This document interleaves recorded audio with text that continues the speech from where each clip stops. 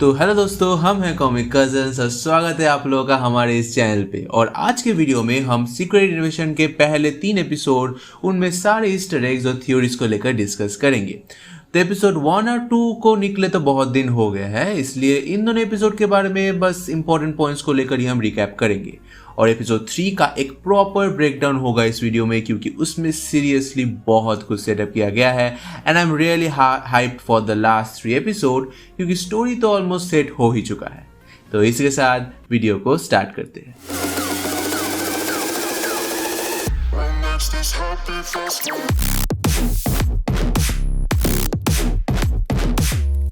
First episode में हमें agent Prescott और रॉस को दिखाया जाता है, जहां प्रेस्कॉट रॉस को बता रहा है कि कैसे स्क्रल्स ने अर्थ को ऑलरेडी इन्फिल्ट्रेट कर लिया है और किसी को भी भरोसा नहीं किया जा सकता, और स्क्रल्स अपने भेष बदल के सारे देशों के बीच में एक वॉर लगा देना, यानी वर्ल्ड वॉर 3 स्टार्ट कर देना, ताकि वो लोग इस न्यूक्लियर वॉरफेयर में और वॉर टेंशन में ह्यूमंस को ओवरपावर करके अर्थ को धीरे धीरे अपना घर बनाए, ठीक जैसे कॉमिक्स में हुआ था। यहाँ हमें for the first time Marvel में एआई का इस्तेमाल होते हुए दिखता है इंट्रो में, जो सिग्निफाई करता है कि रियल वर्ल्ड में जो हम सब देखते हैं वो सब कुछ हर वक्त सही नहीं होता, मतलब जैसा दिखता है वैसा होता नहीं।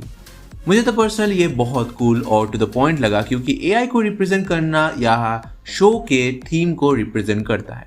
ये जो सब कांड हो रहा है की वजह से टैलोस निक फ्यूरी को सेबर बेस से अर्थ पर ले आता है।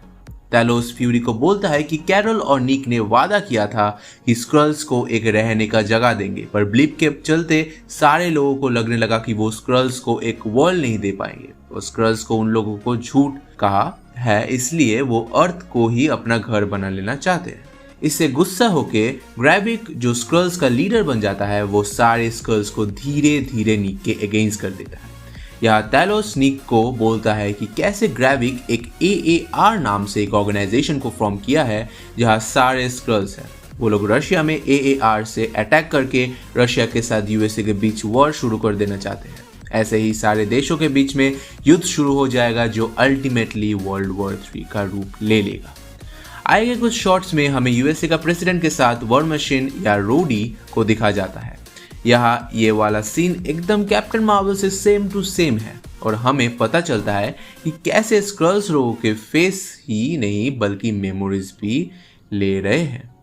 इसके बाद ही हम सब देखते हैं ग्रेविक रशिया में एक बॉम्ब ब्लास्ट प्लान करता है और USA को गिल्टी बनाने का प्लान बनाता है, लेकिन गाया टैलोस से चुप कर मिलती है और ग्रेविक के प्लान्स बता देती है, क्योंकि इस ब्लास्ट में बहुत सारे निर्दोष लोग मारे जाएंगे।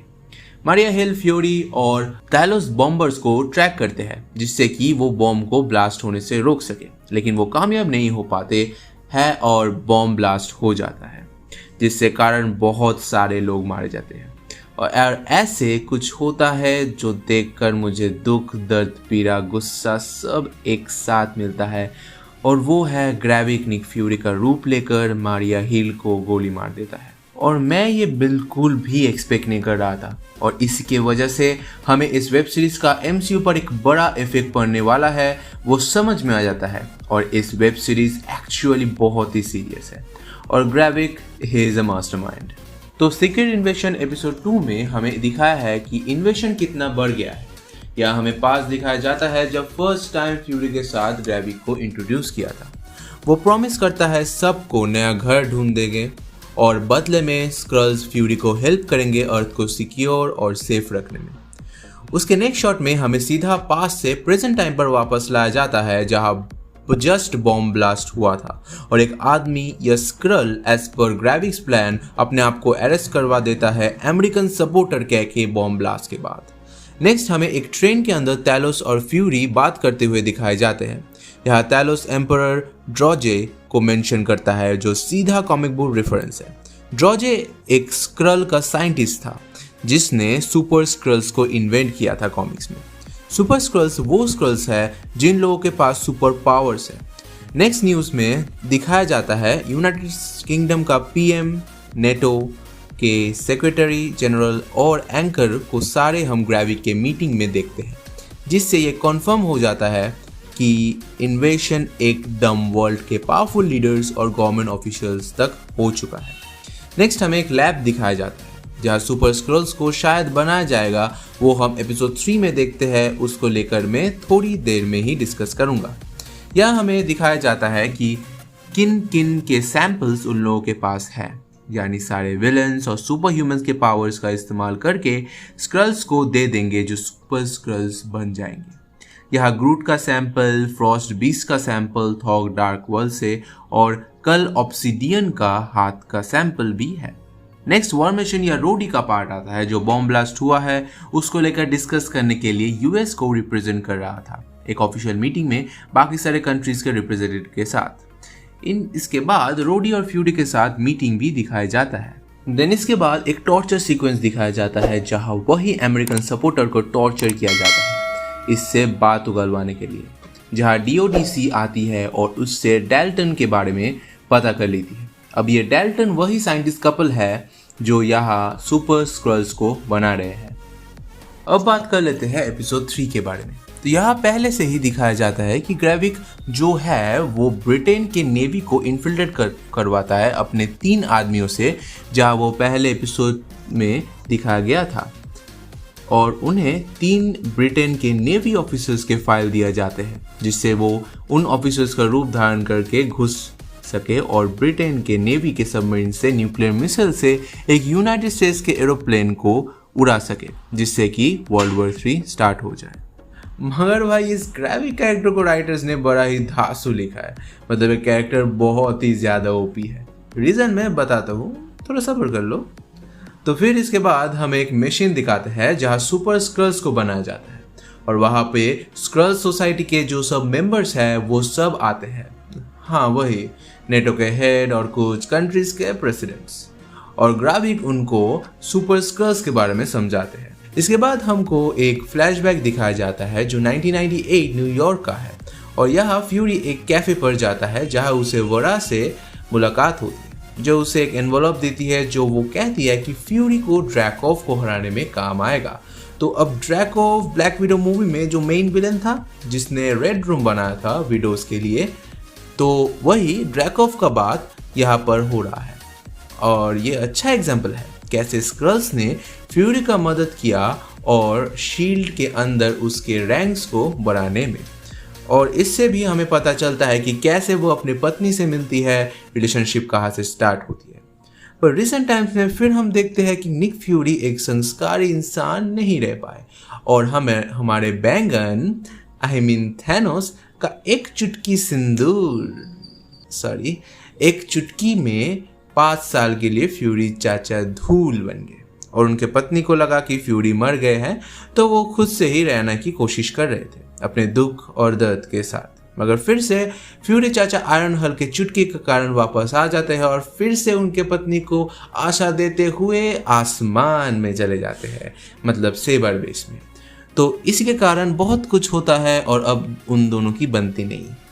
इसके बाद ग्रेविक टैलोस से बात करने गाया को लेकर एक आर्ट म्यूजियम में जाता है और गाड़ी में जाते जाते उस एयरक्राफ्ट को जिसको सबमरीन उड़ाएगा उसके बारे में बातचीत करता है, और इसलिए करता है क्योंकि उसको ऑलरेडी गाया पर शक है। तो फिर डेस्टिनेशन पर पहुंचने के बाद वो गाया को गाड़ी में छोड़ के म्यूजियम में जाता है और इसका फ़ायदा उठा के गाया फ़ोन से टैलोस को इन्फॉर्मेशन मैसेज कर देता है। देन इसके बाद टैलोस और ग्रेविक के बीच में बातचीत होती है और जो होना था वो होता है। मतलब ग्रेविक को तो घंटा फर्क नहीं पड़ता कि टैलोस क्या बोल रहा है, वो टैलोस को उकसाता है गाया को लेकर। तो टैलोस भाई गुस्सा होकर ग्रेविक के कॉलर पकड़ता है और ट्रेलर वाला जो सीन हम लोगों ने देखा था वो यहाँ होता है। हाँ, आसपास के सब लोग उठकर खड़े हो जाते हैं और ग्रेविक का ह्यूमन रूप ले लेते हैं, जिसका मतलब है कि वहाँ पर मौजूद सब स्क्रल्स है और ये एक इंडिकेशन है कि ग्रेविक वहाँ पर कंट्रोल में है। तो टैलोस सावधान रहने कर बात करे, पर टैलोस फिर से गुस्सा हो जाता है और एक नाइफ ग्रेविक के हाथ में घुसा देकर टेबल में ग्रेविक के हाथ को गाड़ देता है और उसे थ्रेट देकर चला जाता है। अब इसके बाद हमें पहली बार सुपर स्क्रल्स का पावर दिखता है, जहां ग्रेविक अपने हाथ को कैजुअली नाइफ के आर पार निकाल लेता है और इंस्टेंट उसका हाथ रीजनरेट भी हो जाता है विद अ रेड या येलो ग्लो के साथ। और क्या आप लोगों को पता है कि ये पहला MCU में हमें कहाँ देखने को मिला था? तो याद दिला दूं, ये आयरन मैन 3 मूवी में मेन विलन अल्ड्रिच किलियन के पास जो पावर 3 वो इस्तेमाल करता है, और वो पावर्स उसे एक्सक्रेमिस से मिलता है, जिसका इस्तेमाल करने अल्ड्रिच को पावर मिली थी एंड पेपर पॉट्स के अंदर भी, जिसको इंसर्ट किया गया था उस मूवी में। अब ये सीन ये दिखा देता है सुपर स्क्रल्स बनाने का जो एक्सपेरिमेंट था वो सक्सेसफुल था, और इसके बाद या ऑलरेडी ग्रेविक ने अपने अंदर शायद कल ऑब्सिडियन, ग्रूट का पावर तो होगा ही, और एक फ्रोस्ट जायंट का भी पावर। आई डोंट नो कि बिना एवेंजर्स के कैसे निक फ्यूरी और टैलोस इनको हराएंगे। और इसी के बाद एक चीज़ मैं पॉइंट आउट करना पसंद करूंगा, वो है टैलोस और फ्यूरी का केमिस्ट्री जो बहुत ही ओपी है। उनके बीच में जो फ्रेंडशिप, जो ब्रदर इन आर्म जैसा वाइब है वो मस्त है। दोनों एक दूसरे की लेग पुलिंग करते हैं, जोक्स मारते हैं, डांटते भी है और सीरियस भी हो जाते हैं, और एक दूसरे के ऊपर गुस्सा भी करते हैं, लेकिन एक दूसरे को समझते हैं। फिर वो दोनों उस घर में जाते हैं, उसको इन्फिल्ट्रेट करते हैं मिसाइल को रोकने के लिए, जहाँ टैलोस को गाया की मदद की ज़रूरत पड़ जाती है और वो उसके हेल्प से मिसाइल लॉन्च को रोक भी देता है। पर प्रॉब्लम ये हो जाता है कि वो इन्फॉर्मेशन जानने के लिए गाया को सब जल्दी करना पड़ता है, और उसके चलते उसे उनके बेस के ही एक हेविली गार्डेड एरिया में घुसना पड़ता है और बहुत सारे गार्ड्स को बेहोश करना और पीटना पड़ता है, जिससे वजह से गाया को उनके बेस छोड़ के भागना ज़रूरी बन जाता है। इनफैक्ट भागना बहुत ही ईजी होता भी है। अब वो क्यों, ये सवाल आया होगा, राइट? ये इसके पीछे ग्राविक का हाथ है। बताया था ना, बहुत ही स्मार्ट और चालू है ये ग्राविक। I mean he is an awesome character. तो जब गाया भाग रही होती है, अचानक जंगल के बीच में हम एक गाड़ी देखते हैं और वो गाया को भागने से रोक देती है और उसके अंदर से ग्राविक निकलता है। इस बंदे को ऑलरेडी शक था कि उनके बीच में कोई ट्रेटर है जो टैलोस की मदद कर रहा था, और ये जो वर्ल्ड वॉर 3 स्टार्ट करने का प्लान था मिसाइल से प्लेन को उड़ाने, वो एक काइंड ऑफ स्टेप था। मतलब भाई ने एक तीर से 2 निशाने मारने का प्लान रखा था। कैसे? तो सुनो, अगर वो प्लेन उड़ा दिया होता तो वर्ल्ड वॉर 3 स्टार्ट हो जाता, जो कि ऑब्वियसली ग्रेविक के मोटिव है, मगर उससे उस ट्रेटर के बारे में पता नहीं चलता। और अगर वो प्लेन को बचा लिया जाता है तो ट्रेटर है वो बाहर निकल आता है, और ठीक यही हुआ। और ग्रेविक ये मेन प्लान यही था। तो बस आज की वीडियो के लिए इतना ही। अगर आप लोग इस वीडियो को देखकर आनंद मिला हो तो वीडियो को लाइक करना मत भूलना, अपने दोस्तों के साथ शेयर करना और कमेंट करके बताना आपका क्या ख्याल है अगले एपिसोड्स के बारे में। और अगर आप लोग ऐसे ही ऑसम और इंटरेस्टिंग कंटेंट देखना चाहते हो तो नीचे काले या सफ़ेद रंग का बटन दिख रहा होगा, तो उसको प्रेस कर दो। तो स्टे सेफ, स्टे क्यूरियस और स्टे नर्डी। तो मिलते हैं दोस्तों अगले वीडियो में एक और नए टॉपिक के साथ। Till then, bye bye.